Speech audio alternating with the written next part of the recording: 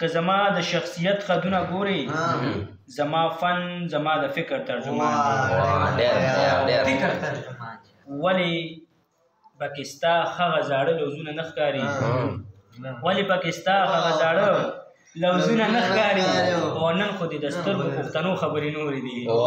ډېر ښه کاري صاحب ډېر او بل یو شعر دی پکې چې څوک ځان کافر کړي ستا ښکلا پسې خبرې کوي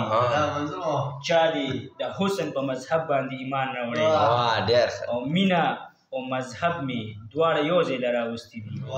مینه او مذهب مې دواړه یو ځای له راوستي دي او ستا د زلفو تار مې په تسبو کې اچولی دی راځه چې سره وزانګو د مینې په یو ټال راځه چې سره وزانګو د مینې په یو ټال له یو بل نه چاپېره کړو لاسونه د وصال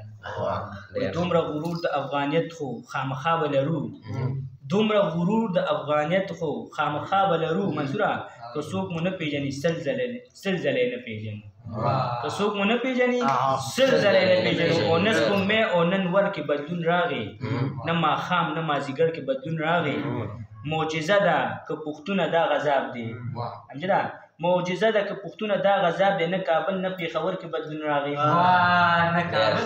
او اوس په بله زاویه هنر لیدی شي